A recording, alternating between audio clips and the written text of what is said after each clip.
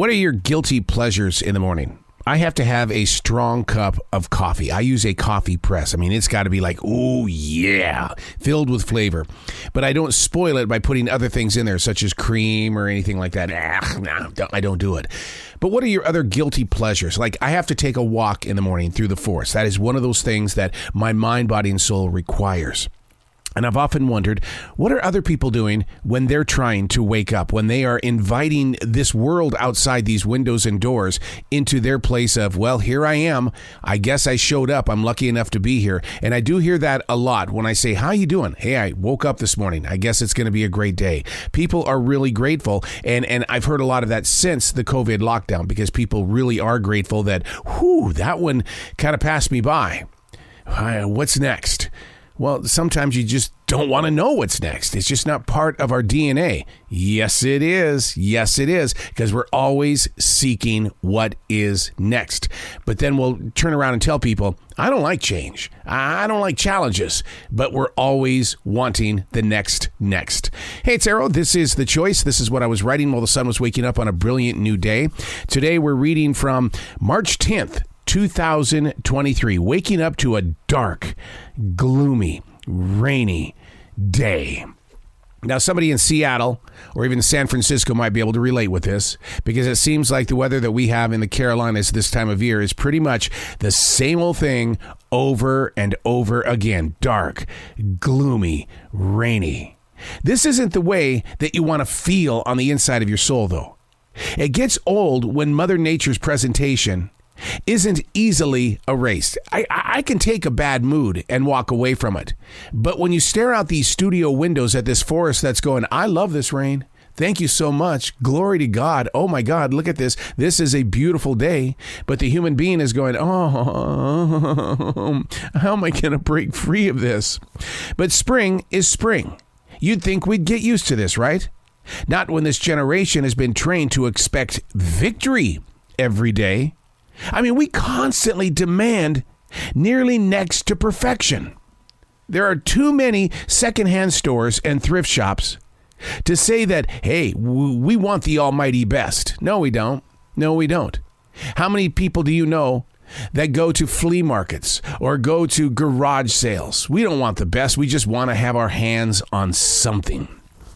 My neighbor has one of those robot lawnmowers. I said, did you buy it brand new? Oh, no. It was cheaper buying it used. Really, a pre-owned robot lawnmower. The dude is having serious amounts of problems. Now, can he return it? I don't think he can do that because he bought it secondhand. See, we are far from being the perfected generation, yet we want it every day. When we can't find it, then we feel like that we have thick clouds in our heart and there's drizzling in our eyes and soul. And we allow it to poison everything that life requires. Now, here's what the experts say. When we're on a day like this where Mother Nature has taken full control, the first thing that you need to do is surround yourself with light. I'm going, ta-da, I do. You should see the studio. It is so lit up. When I wake up in the morning, the whole house is lit up with light because I don't agree with darkness. It plays wild-ass games on my mind, body, and soul. But you're supposed to surround yourself with light. Don't stop moving. In other words, don't get all frumpy, sit on the sofa and do some binge watching. You've got to be moving. Go take a walk in the rain. Go listen to what the owls in the trees are speaking of when the rain is coming down. Or go into the kitchen and cook something. Find gratitude and be aware of its purpose. That's how you make your way through a rainy day. Easier said than done, right? Well, we're the spoiled generation. We need things to be at its absolute best or we're gone. But you need to tell yourself that is not true. I've been to Goodwill. I buy the clothing at Goodwill. I have purchased many things at Goodwill. That's not the best. That is a hand-me-down. I'm the middle child of a family of 8. I got a ton of hand-me-downs. I don't have to have the best. And as I'm saying that, I'm looking at this recording equipment inside this studio. There are 2 CD burners in here that in the 1990s I had to have. I wanted to have my own CD burners so I could burn my own CDs like I used to do with cassette tapes and even 8-track tapes because I had an 8-track recorder. I wanted the best. Well, the best is sitting right here, and it's never used. All of my DJ equipment, dating all the way back to 1992, beautiful, pristine condition. I don't use it anymore because modern day technology has allowed me to use better equipment because we're always seeking perfection. But where do we go to buy that perfection in the self that we are? You can't buy it. You can't buy it.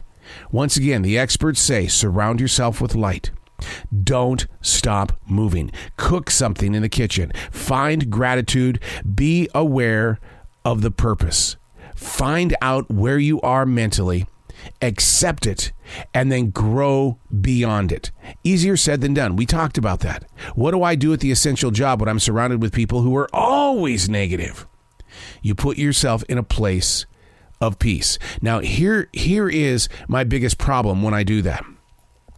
When I step into these moments of peace, when I am surrounded by all of these people at the essential job, I tune out the world, and that is my weakness. That is that one thing that I need to work on. And people will say things to me while I'm in my moment of peace, my moment of solitude and or meditation, and they have to say something. It takes me a couple of seconds to come back to the real world, and I don't know how they're taking that. Do I really need to know how they're taking that? Is that a judgment call on their behalf? I can't be the only one that goes through this because I am not as unique as the snowflakes God says that we are. When we disappear from the presence of right now because we're trying to find that inner peace, where do you go? Are you seeking perfection? Or are you just trying to move beyond the moment? That's not a question for me to answer. I'm only presenting that to you so that you can become aware of where you stand with your moods. Light it up. Get moving. Go cook something. Go create something. Be aware of where you are and find your purpose. No, it's not going to be an easy journey, but it's going to be one that you're going to find respect in when you locate it. And when you locate it, you're going to know it. And you're going to leave a lot of breadcrumbs behind you so that you can easily get back. I'm Arrow, and that's what I was writing while the sun was waking up on a brilliant new day.